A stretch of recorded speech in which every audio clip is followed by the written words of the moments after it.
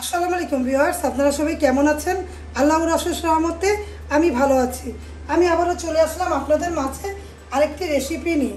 আজকে আমি তৈরি করে দেখাবো ভিউয়ার্স সরিষা ঢেঁড়স ভাজা। এটা তৈরি করব আমার মতো করে। তার জন্য আমি দেখুন ঢেঁড়সটাকে ভালো মতো করে ধুয়ে এইভাবে করে ফালি করে নিয়েছি। দেখুন কেটে কেটে এভাবে করে নিয়েছি ভিউয়ার্স, দেখতে পাচ্ছেন আপনারা, এরকম করে নিয়েছি, পরিমাণ মতো নিয়েছি। আপনারা আপনাদের পরিমাণ মতো নেবেন। ঢেঁড়সটা ভালো মতো করে ধুয়ে নিয়েছি, তারপরে এইভাবে করে ফালি করেছি। আগে ধুয়ে নিতে হবে। এখন পরিমাণ মতো পেঁয়াজ কুচি দিব। পেঁয়াজটা পরিমাণ মতো দিয়ে একটু রসুন কুচি দিব, একটু। অনেক ভালো লাগবে রেসিপিটা তৈরি করবেন। এটা শুধু শুধু গরম ভাত দিয়েও খেতে ভালো লাগবে এবং এভাবে আস্ত খালি খেতেও ভালো লাগবে। তাই এরকম করে তৈরি করছি, আপনারা অবশ্যই তৈরি করবেন। দেখুন এই যে শুকনো মরিচ দিয়ে দিলাম 2টা, তারপর নাড়াচাড়া দিব ভিউয়ার্স। আমি কিন্তু এর আগে অনেকগুলো রেসিপি আপনাদের মাঝে শেয়ার করেছি, সেগুলো না দেখে থাকলে দেখে নেবেন। ভালো লাগলে লাইক কমেন্ট অবশ্যই দিয়ে দিবেন ভিউয়ার্স। এখন ভালো মতো করে আমি নাড়াচাড়া দিয়ে পেঁয়াজটাকে একটু নরম করে নিব ভিউয়ার্স। এখন আমি পরিমাণ মতো সরিষা আদা ভাঙ্গা করে দিয়ে দিলাম। দেখুন আমি দিয়ে দিলাম, বেশি দেওয়ার দরকার নেই, পরিমাণ মতো দিবেন। যেহেতু ঢেঁড়স এখন অনেক পাওয়া যায়, এই সময়টা এটা তৈরি করলে ভালো লাগবে, তাই আমি বলছি আপনারা তৈরি করবেন। একবার খেয়ে দেখবেন, অনেক ভালো লাগবে। এখন আমি চুলার আঁচ কমিয়ে দিলাম, কমিয়ে পেঁয়াজ বাটা দিলাম ভিউয়ার্স। পরিমাণ মতো পেঁয়াজ বাটা দিলাম, আর এখানে অল্প মশলা, গরম মশলা বাটা দিলাম, দিয়ে একটু ফ্রাই করে দিব।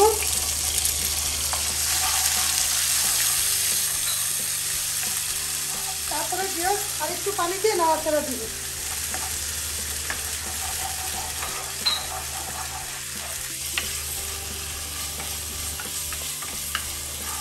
ভিউয়ার্স ভালো মতো করে আমি দেখুন মশলাটা দেওয়ার পরে নাড়াচাড়া দিলাম, গরম মশলা আর পেঁয়াজ বাটা দিয়ে নাড়াচাড়া দিলাম। সরিষাটা আদা ভাঙ্গা করে নেবেন, অনেক ভালো লাগবে। যেহেতু প্রচণ্ড গরম, এই সময় এরকম খাবারই ভালো লাগে, তাই না? আমি সবজি, অনেক রকম সবজি আপনাদের মাঝে কিন্তু শেয়ার করেছি, আপনারা চাইলে সেগুলো দেখে নেবেন। আমি একটু পরিমাণ মতো এখন হলুদ গুঁড়ো দিব, আর পরিমাণ মতো মরিচের গুঁড়ো, আর স্বাদ অনুযায়ী লবণ দিয়ে এখন আমি ভালো মতো করে আবারও নাড়াচাড়া দিব। একটু পানি এড করে দিব। এই ব্লগের পাশাপাশি রিমনা হোমস্টে, বিডি রিমনা ব্লগ নামে আমার একটা চ্যানেল আসছে, চাইলে ওটাতে একটু ঘুরে আসবেন, ভালো লাগবে। ভালো লাগলে সাবস্ক্রাইব করে দেখবেন, আর তার চেয়ে ভালো লাগলে প্রিয়জনদের মাঝে ছড়িয়ে দিবেন। ওটার মধ্যে আমি ঘোরাঘুরি থেকে ঘরের ব্লগ সব কিছুই দেখাই। আর রিমনা হোমস্টাইলের মধ্যে রান্না দিই, সপ্তাহে একটা, আগে দিতাম 2টা। আগে আপনারা কিছু বলেন না বলে এখন আমি সপ্তাহে একটাই দিই ভিউয়ার্স। প্রতি মঙ্গলবার আমার এই ভিডিওটা যায়, আর প্রতিদিনই আমি বিডি রিমনা ব্লগ দিই। 2টা চ্যানেলে আমার, আপনারা ভালোবেসে সাবস্ক্রাইব করে দিবেন। বোন, আন্টি, ভাই, আঙ্কেল সবাই যারা যারা দেখতে পাবেন, কারণ আমি অনেক সহজভাবে আপনাদের মধ্যে রান্নাগুলো দেখাই।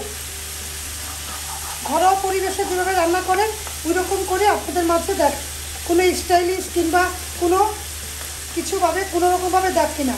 আমি ঘরে যেরকম রান্না করি আপনাদের মাঝে ওই রকম রান্নাই দেখাই।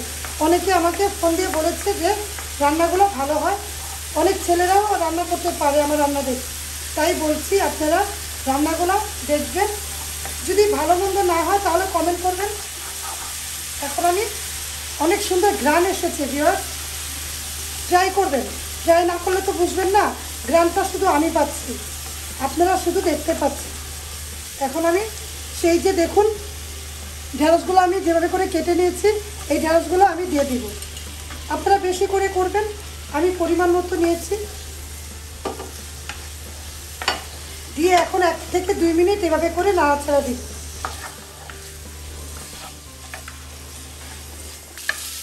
ভিউয়ার্স আমি ভালো মতো করে 3 থেকে 4 মিনিট এভাবে করে নাড়াচাড়া দিয়েছি কিন্তু আমার ঢেঁড়স কিন্তু ভাঙেনি।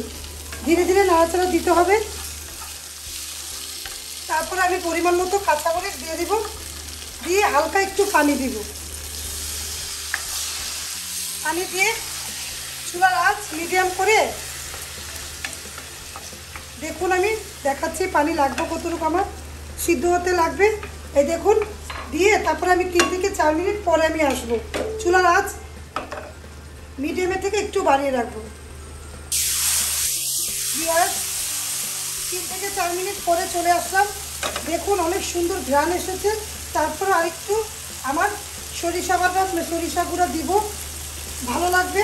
আমি দিয়ে দিলাম আরেকটু, আপনারাও দিবেন। গরম ভাতের সাথে অনেক ভালো লাগবে, রুটিতে তো আরও ভালো লাগবে। তৈরি হয়ে গেল সরিষা দিয়ে ঢেঁড়স ভাজা। আপনারা এইভাবে আমি একটু পরে পরিবেশন করে আপনাদের দেখাবো ভিউয়ার্স।